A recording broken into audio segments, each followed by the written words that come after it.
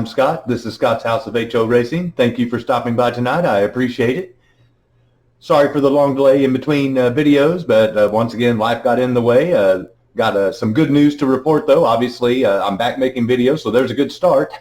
The second thing is my father, out of bouncing in and out of the emergency room in the hospital over the last month and a half, finally had his surgery, and everything was successful, and he's on the road to recovery. So thank you to everybody again who has reached out again concerning my well-being and asking about my father. I sincerely appreciate that. Like I said, it just reinforces the fact that I believe that the HO hobby community is one of the most loyal and compassionate and just down-to-earth people there are in any hobby that's out there.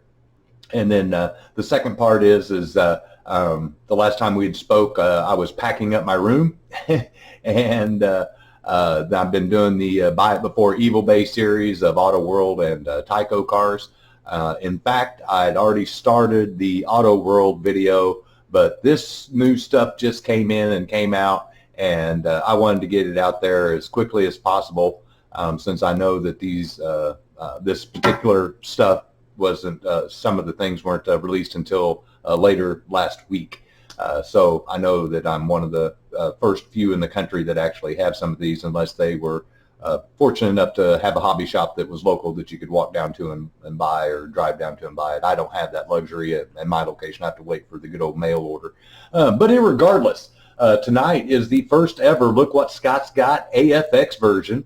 And tonight's version is on the AFX Summer 2022. And what you have there in front of you is the most recent, latest, greatest Infinity Raceway little beginner set is what they're calling that. And then they already released their Formula N cars, as you can see there, that I've got it flanked, and those are what are included in the box. I have not opened that box. In fact, tonight, while I'm filming this video, the next segment is going to be taking all these cars away, and then I'm going to open up that bad box, and we're going to see what's inside, because it does have a new power pack. It does not include the new, the old tri-power pack that they came out with for the beginner, intermediate, and expert. This one is just a 9-volt, 1-amp beginner power pack, which is interesting to me. So I'm kind of curious to take a look at that. But like I mentioned, I've gotten this, and this is as far as it's gotten, other than me rotating the box and looking it around. The ends are still sealed, so when I open it up, we'll be seeing it for the first time, all of us together, if you haven't already purchased one on your own. And then above there, you'll see the 3 cars that they're calling their summer releases, and they've got a few more, which I'm going to get into here in a little bit. But as you know already, they came out with the Ford GT40 Mark IV. And then they also have the Chevrolet Corvette, I believe it's 67, 68.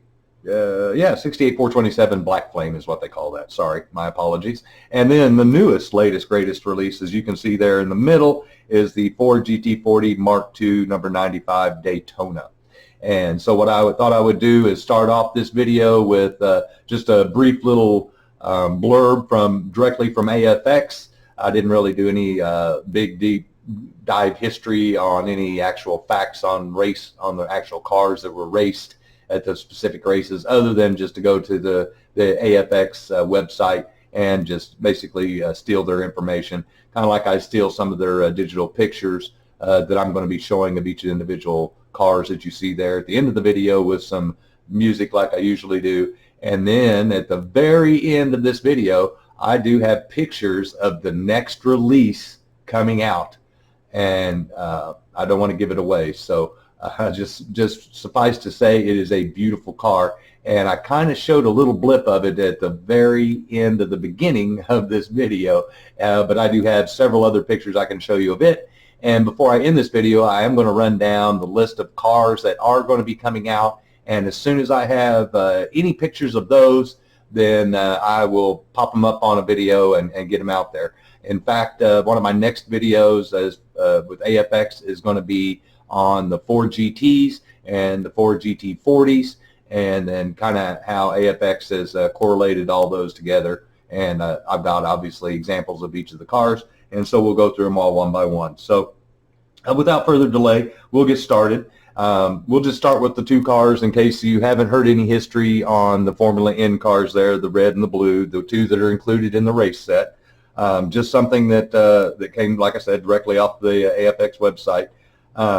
They state this as unprecedented downforce meets monumental grippage in today's Formula cars with the second most advanced technology after fighter warplanes.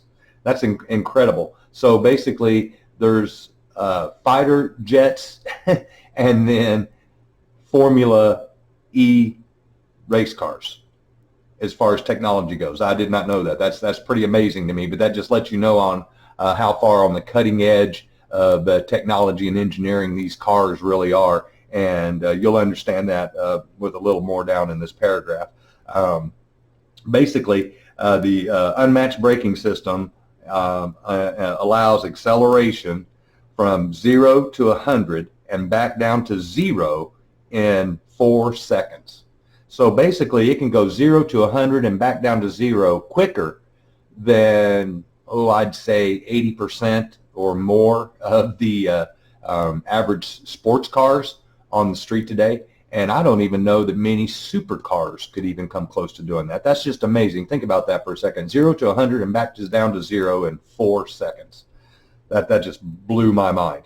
The wings are engineered to literally manipulate the air. They create such an intense downforce that upwards at 150 miles an hour, this car can be driven upside down on the ceiling of a tunnel. So once it reaches 150 miles an hour, the downforce generated by the car and the underpinnings and all the aerodynamics involved with the car actually creates enough downforce to overcome the weight of the car, which is obviously the weight of gravity 1-to-1 on it, and it can run upside down in a tunnel. That's pretty impressive stuff. Not that I would want to do that. And then the last thing they say, with those mind-blowing facts, we refuse to take a single shortcut in our design of these new cars. The rear wing attachment and structure is the single most complex car body feature we have ever done.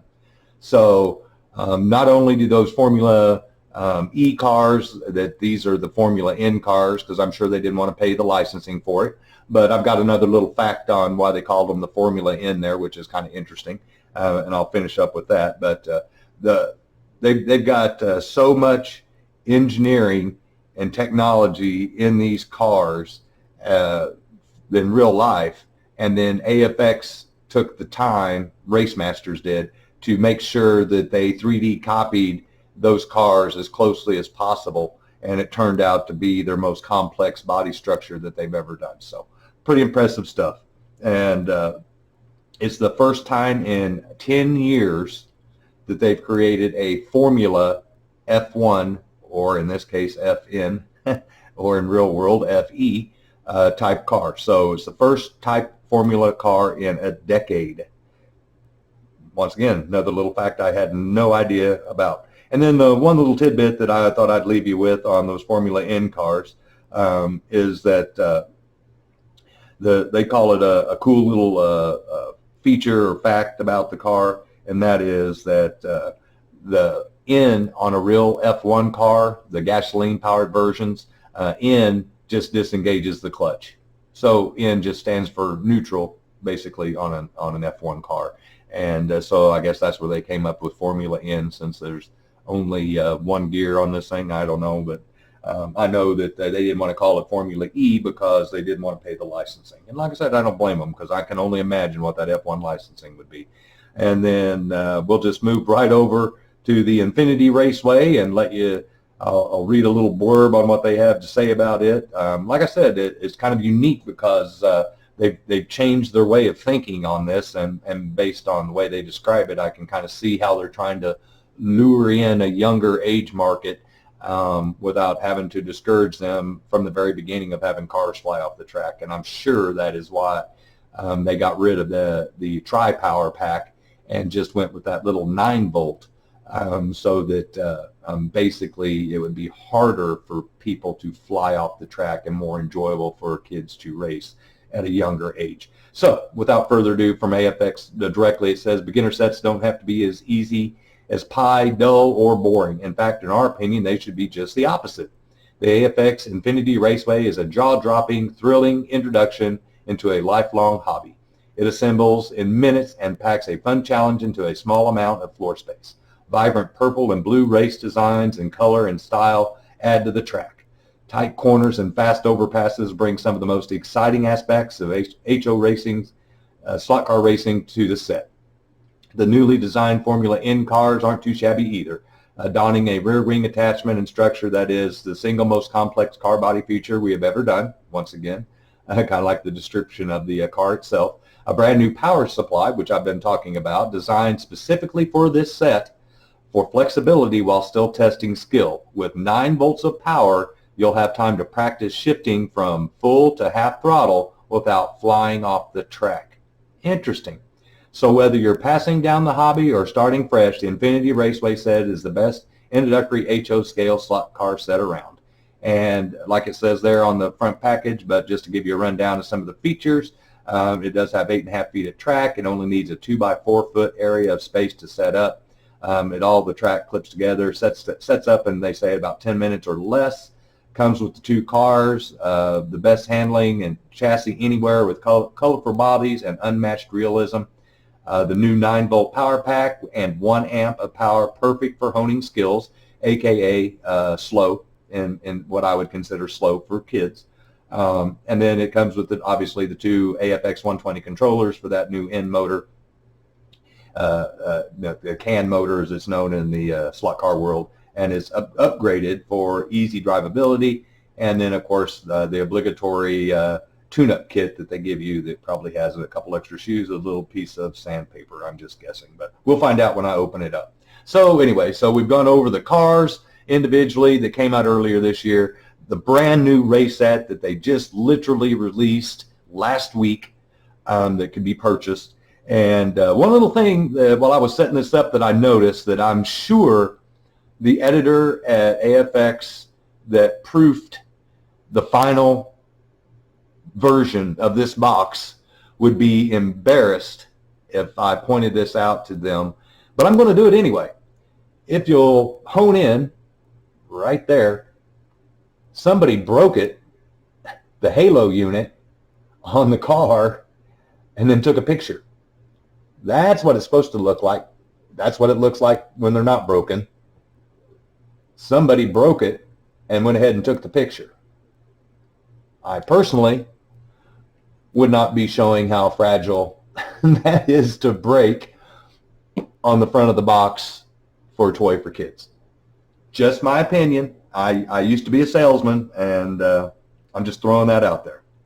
So ironically, without even turning a lap in any of these cars, I can almost guarantee that the fragile point on this car, on these cars, is going to be that halo area, and then the secondary is going to be this wing area. And I do see here that it does detach away, which leads me to believe that that's going to be easy to snap if it hits at the wrong angle.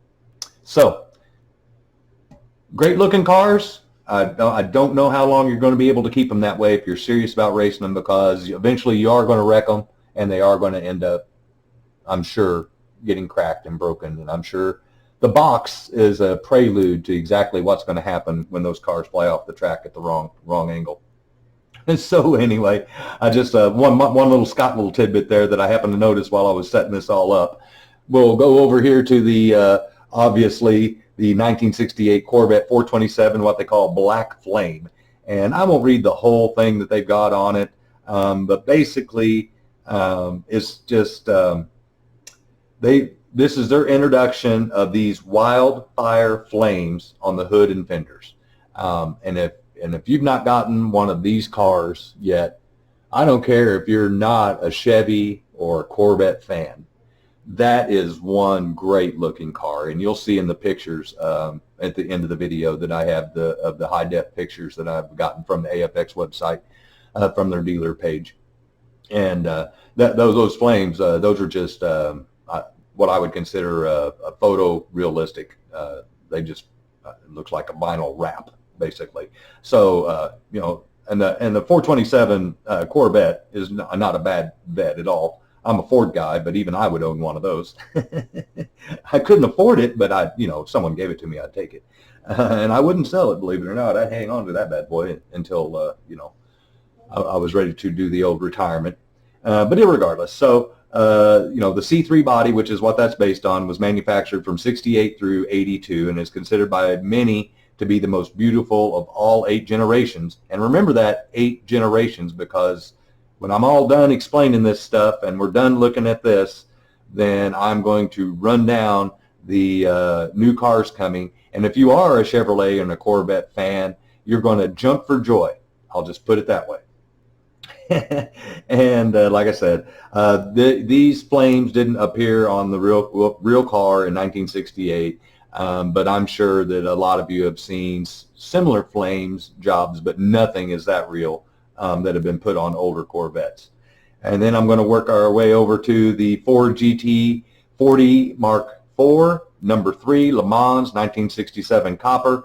If you've not checked out my buddy Dan over at Slot Valley Racing, he basically ran down a lot of the stuff on this car, so I'm not really going to go back over it again, except for the fact that after unfortunately Ken Miles passed when he was racing testing the J car, the precursor to this car, Ford went back to the drawing board and they created this Mark IV chassis, and that's also which is the Mark IV chassis, which is the one that came out earlier this year, which is the number 1 version. Another beautiful car. They did a wonderful rendition of it just to see the differences. So we've gotten one Mark IV, and if you remember, we had the black number 2 Mark II, which is based on that body style. And then we have this one that came out, which is another Mark IV, and there is another Mark II. So you can see the design differences between 2 and 4.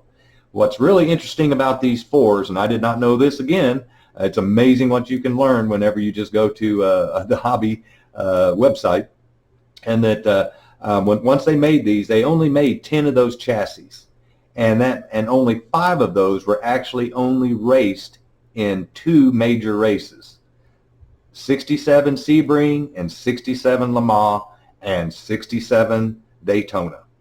And what was really unique about the Daytona version is that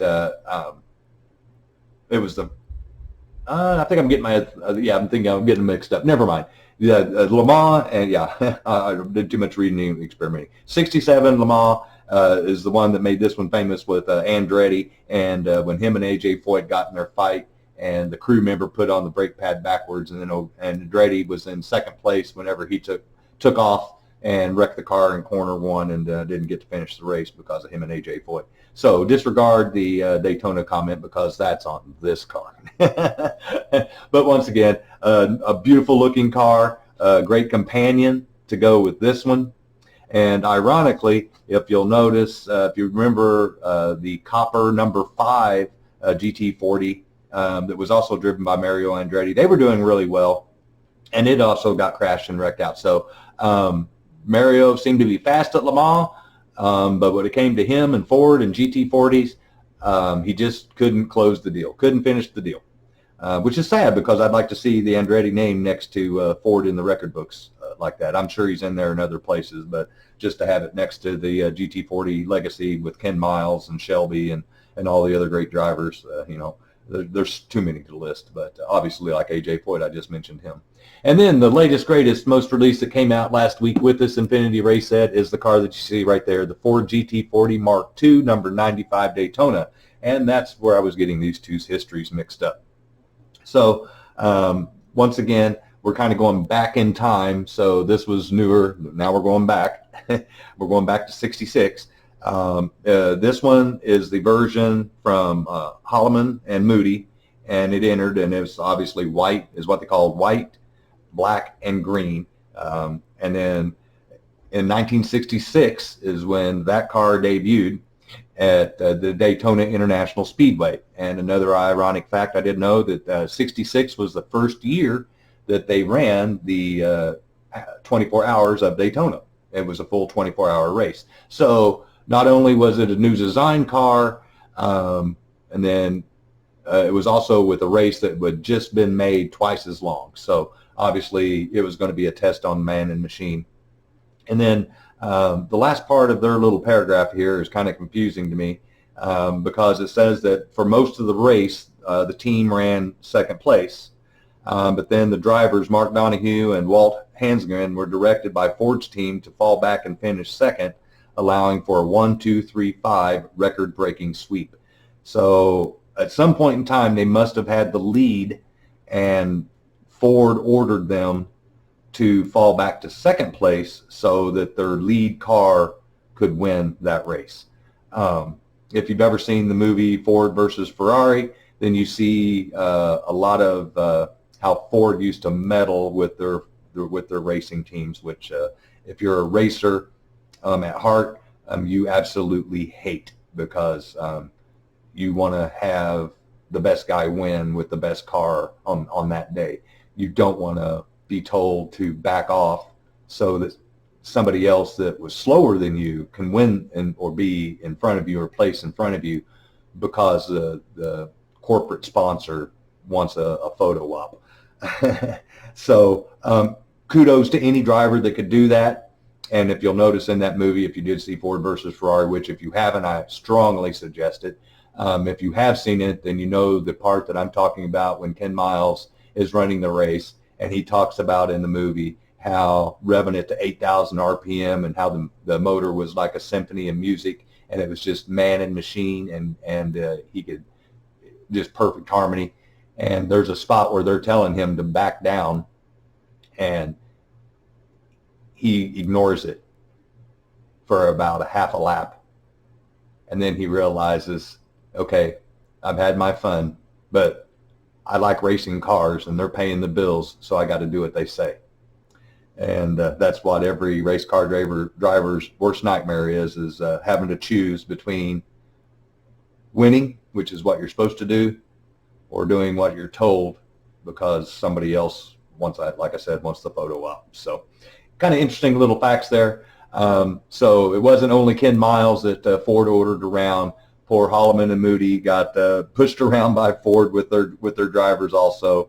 And like I said, I'm a Ford guy, but I completely disagree with that. And just a little background on one of the reasons why I'm such a Ford guy is many of you may or may not know Henry Ford, the original jerk, as a lot of people knew him because he was a jerk, but he was a race car driver. And Ford Motor Company was started with his winnings from a race and some investors that he eventually bought out and solely turned into his company. So the history of Ford is literally founded in the winning of a race. Pretty cool. More little tidbits. The people that started Chevrolet and Dodge worked for Henry Ford before those companies were started. So when I tell people without Ford, there'd be no Chevrolet and there'd be no Dodge, that's what I mean. And now you know where I'm coming from. So I've given a little background on all the new stuff. Now it's time for me to pull this stuff away, clear it off, and then we're going to open this bad boy up and we're going to take a look on what's inside. Give me just a second, I'll get it set up, and I'll be right back.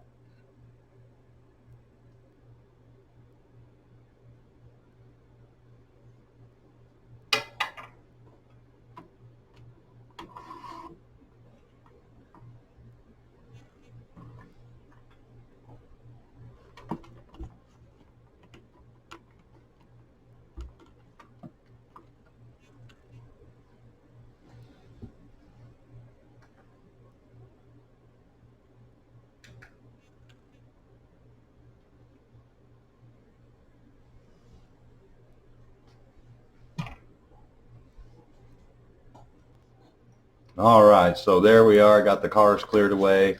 There's the box. Before we tear it open, I figured I'd show the sides. Flip it over, show you what there's on the back, show you about their Mega G chassis. There's that new power pack that I was curious to see. The same old 120 ohm controllers, cars, extra power, showing you can go either way.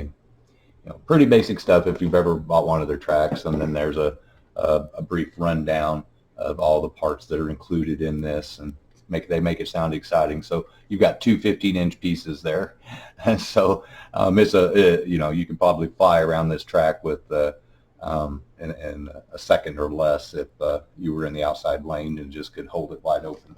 But once again, good artwork. I haven't got out the magnifying glass to see if it was broken in this picture like it was broken up here. There you can see it. And that's what it's supposed to look like. So, not broken, broken, right on the box. So, we'll quit heckling the editors and the proofreaders for AFX Race Masters, and let's open up this bad boy and see what we got. And then while I am opening it up, I will mention that I had started packing everything, and I have a lot of the stuff packed. If you saw in the very beginning of the video, those cases, all the bubble wrap, that would be a good clue on how I was intending on transferring all those cars. And I got all of them wrapped except for 2 cases.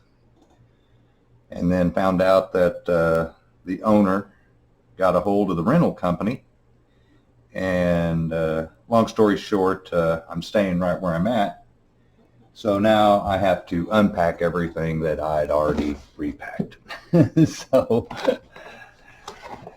awesome possum. That's all right, because that gives me time to do a couple of things. One, show you how I designed my table so that it could be moved for transport. And 2, gives me a chance to redo the walls because there's been several new additions. So if you've never had an AFX track before, you're looking at every racetrack that I've ever purchased since 2016, and I'll show you every set that I have in an upcoming video that is packed in this egg crate. And they do things a little differently than Auto World does, but obviously it's going to come with your standard owner's manual for anybody that's a beginner, and obviously that's what this racetrack is set up for. And if you're wondering why I got this track, it's because I had the version before this one, and I have the cars of the track of the version before it. And I like to try to collect the tracks if I can, if I'm interested in the cars. And here's a little Scott money-saving tip. If you are interested in the Formula N cars that were shown in the individual blister packs, financially speaking, you would be better off to spend your money and buy this whole race set. And I'm going to do some simple math for everybody in case you haven't already done the math yourself. And that is, these 2 cars individually, let's just say on average, you're going to pay anywhere from $35 to $40 a piece for each of those cars. So simple math says that's $70 to $80. So let's just call it $75. You can buy this whole track set for $90. And it gets you the track, the power, the guardrails, the new power pack, which I'm sure most people won't even use. But my point is that even if you don't need the track and everything else, you could literally turn right around and sell everything but the cars out of this set for $20, and that'd be a good deal for somebody, because 2 pieces of these track are $11 without the power adapter. So yeah, if you sold that for $20 and kept the cars, then you literally only paid the $70 for the cars, but you could actually charge more for the track if you want to. But you see where I'm getting with it, is it's cheaper financially to buy this as a kit, as the whole set, than it is just to buy the individual cars. And that's the way I look at it. And then obviously the track diagram telling you how many of each of what you should have basically in your layout. Nothing on the back there. Little performance tips. things to do if you've never owned a car, which is great. Like I said, this is, you got to remember, it's hard for me to revert back, but if I had never seen a slot car set and I got one, what would I need to know? And I'd need to know how to put it together, and I'd need to know what's included in my box so I know that I've got everything. So that's a good start. And then if I had problems, can I help myself without having to call tech or having my parents call tech if I was a younger young man many years ago? You know, tells you how to remove the body, how to fix the shoes, springs, replacing the rear axle, how to pop off the rear gear, the guide pin, replacing the body after you've removed it. I mean, it's just like an owner's manual, like a Chilton's for a slot car. And then it even helps you with issues that you may run into to try to solve on your own before you even have to call or email AFX support, which, by the way, I can tell you firsthand, top notch, A1. Can't recommend them enough. Dealing directly with AFX is like an experience from dealing in the old days. And that's why I like dealing with Brian Ryan at Pro Tinker Toys. Men of their word and make it right. And that's what AFX does. So if you're looking to get into a beginner set and you haven't bought an Auto World set, or you don't even have any of your old sets that you could put together, and you just want to try to get back into the hobby and see if you would like it, I can tell you already without even hooking this thing up that this would be a great start, just because of the value that you're getting for less than $100. Price this stuff individually, which you can all buy. You can buy this stuff individually. The controllers, you can buy those individually. You can buy the corners, the straights, the guardrails. You can buy all this stuff individually, and it's going to come to well over $100. And like I said, simple math. I told you. Here's those Formula N cars. Those will be going in the shelf, and the two that you saw in the blister packs are going to get opened up and get raced. And the first thing, obviously, I'm checking to see if the halo's already broke before they even hit the track. You know, before they even hit my display case, and they look like they're good to go. Interesting thing that I noticed that right off the bat that they've changed on their bubble wrap on the cars. Used to be these bubble wraps were full of the compressed air from when they were sealed, and so they'd actually make a big bubble whenever you tried to move the car around and stuff inside of them. I don't know if it's going to come out on the video or not. I'll try to move it up closer, rotate it. There it is. See that? They punched a hole in them now. Like I said, you learn something new every day. Well, in this episode, I'm learning all sorts of stuff. And then there's a good look at the rear diffuser.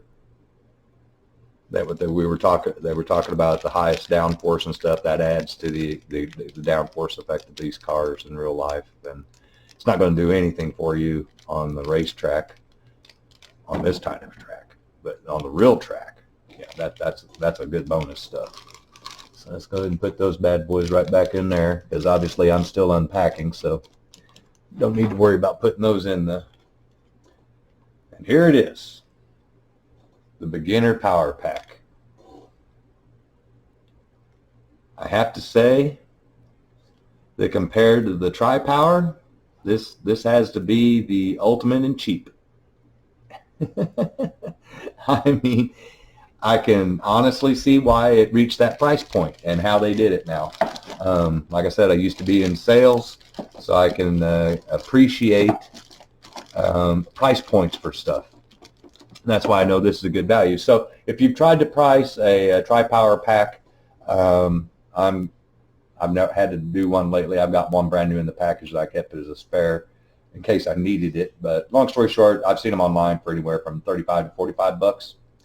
So that, you know, putting something like this in here is definitely where they save the money. Because I can tell you with the other two Infinity tracks, and I'm sure they did others before the two that I have, besides this one, and that is, they're the same figure eight. It's the same one 15-inch straight, one 15-inch power tap, and then your 9-inch corners.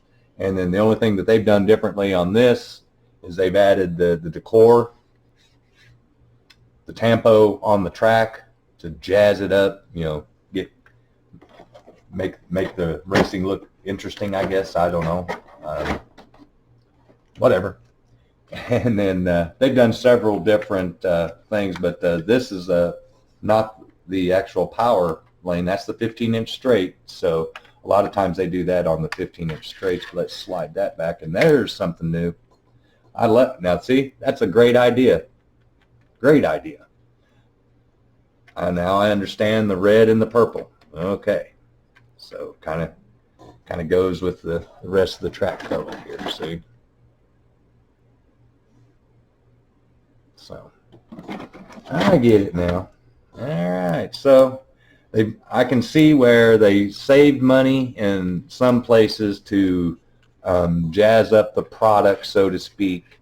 I love that checkered flag embroidery, you know, that tampo embroidery. Nice. The tampo on there, that's awesome. Great. So if you had a 4-lane setup, flip the other one around, you have a start-finish line for everybody.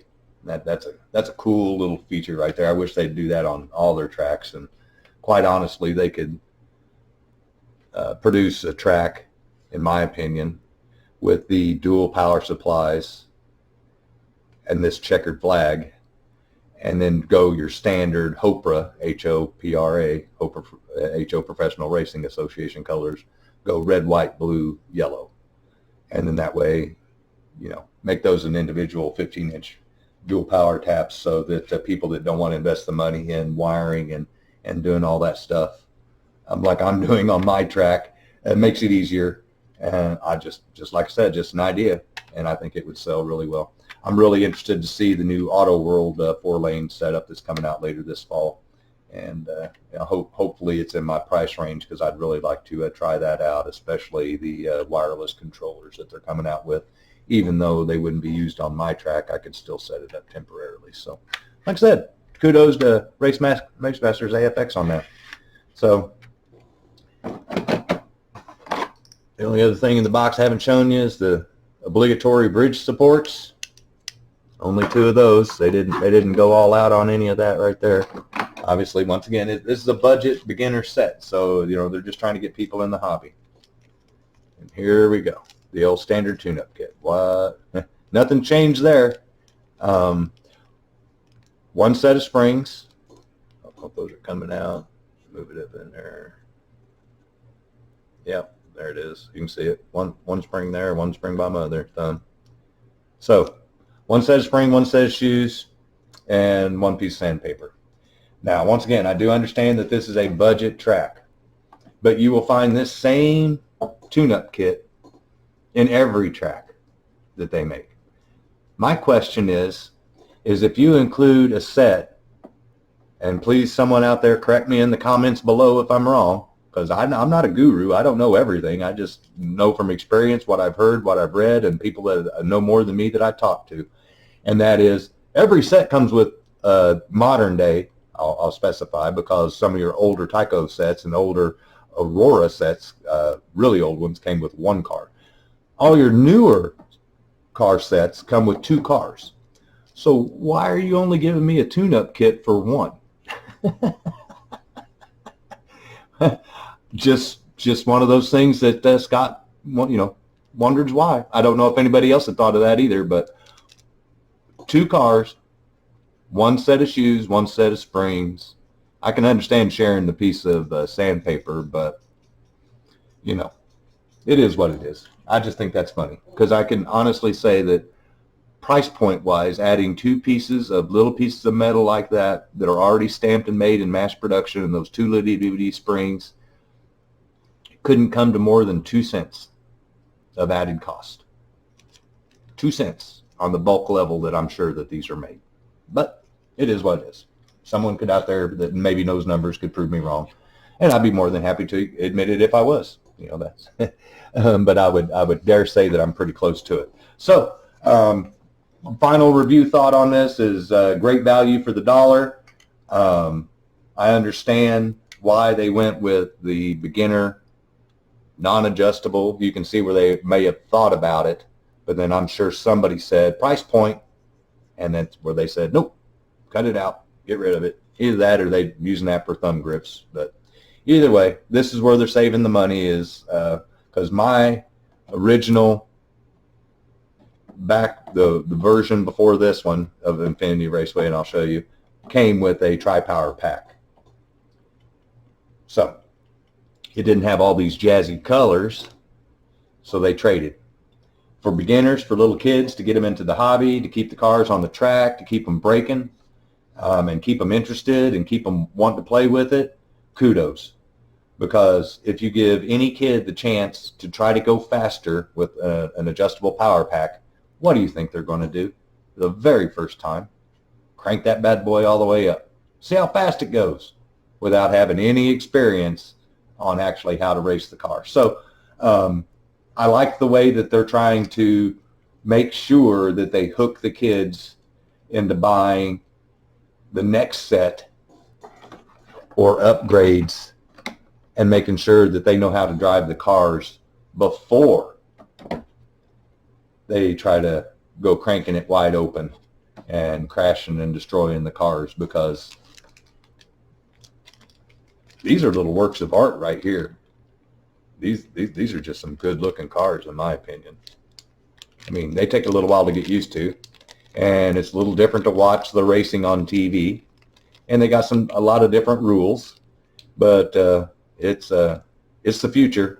It's the future of racing is going to be a hybrid car, in my opinion, or a renewable power source, power fuel, like a biodiesel or something like that. But that's another discussion for a later day. So I know this video is running long. I hope you guys have enjoyed everything that I've shown you tonight. I had also mentioned that I would, at the very end of this video, before I went to the awesome pictures of all the cars that I've shown you tonight, and the new cars, that the picture of the new release that's going to be coming out next, I would give you an update on future cars. And I have one picture of one of these future cars that's a sample only, that I'll include at the very, very end of the video.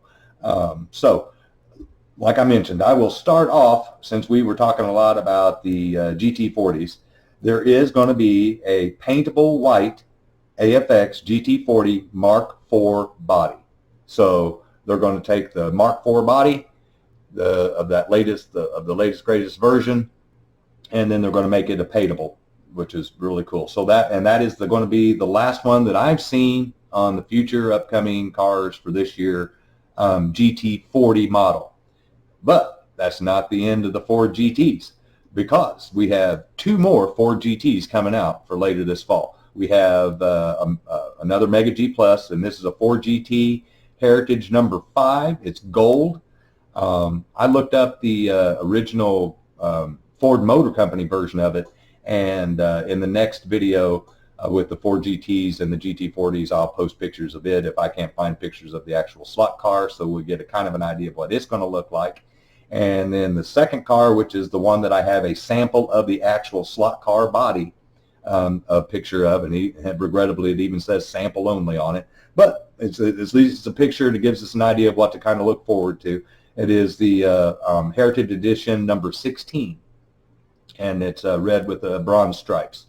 And if you remember when I was stumbling through the description of the 68 427 black flamed Corvette, I mentioned that you'd want to stay tuned to the end about some interesting information on Corvettes if you were a Corvette fan, and that is that AFX is going to be coming out with not one but two versions of the new C8 Corvette.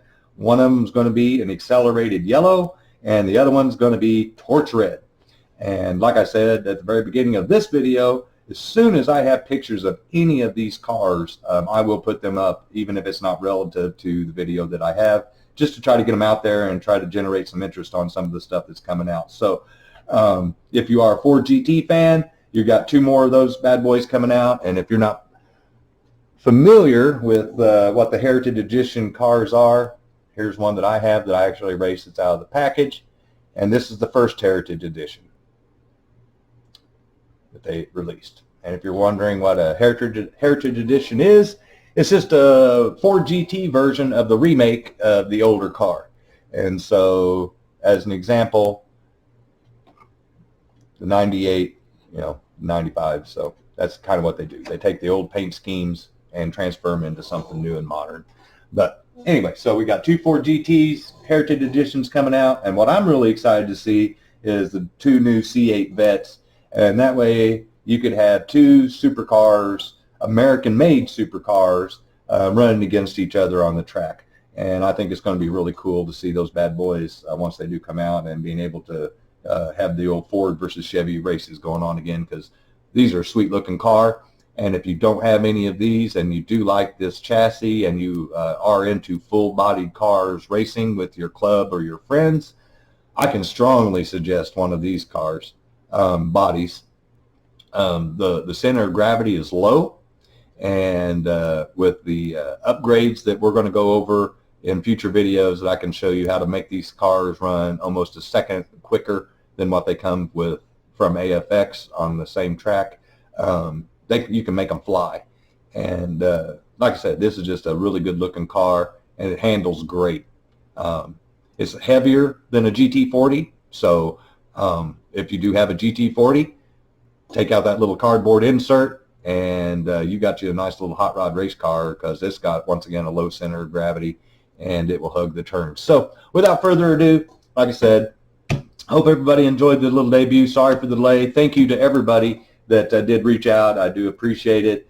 Thank you to everybody that has purchased any of the cars from the Buy It Before Evil Bay series. I will get the Buy It Before Evil Bay Auto World 3 out soon, and then a Tyco 4 to follow after that. I am posting some of those cars on eBay, but if it's not listed as sold in the description below of the specific video that you see the car, then that means those cars are still available, and just reach out to me via email at scottdanielmo@gmail.com.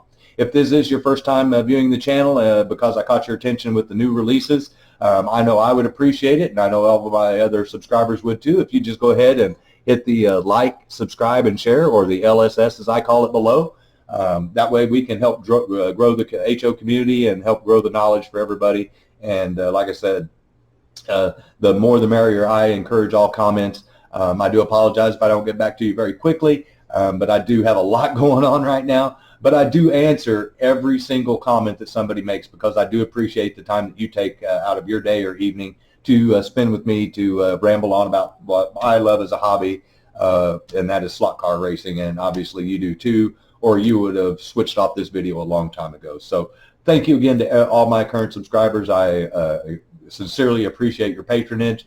Please, if you are new to my channel, I would appreciate if you would do the old LSS below. Like I said, like, share, subscribe. Be sure and ring that bell, because I am going to be getting some new pictures up of some of the new stuff. So without further ado, I want everybody to stay safe, get out there, light some sparks and melt some plastic. Stay cool, because I don't know where you're at, but it was 104 with the heat index today here in good old Missouri. So try to stay safe, stay cool, get some slot car racing done inside in a nice cool AC, and just melt the track and not your body or your brain outside. So until later on, until the next video, which will be coming out here in a couple of days on the Buy It Before Evil Bay Auto World 3. Stay tuned for the pictures of all the cars that were in this video at the beginning. And then at the very end, I will show you all the pictures of the next release of the Ford GT40 Mark IV. That is the next release coming out later this fall, along with the guardrails and the crash barriers that are set to come back out for re-release. And then the one picture that I do have of the Heritage Edition Ford number 16 GT. So thank you again to everybody. I'll quit rambling. You all take care. Light some sparks and melt some plastic. Take care. Bye-bye.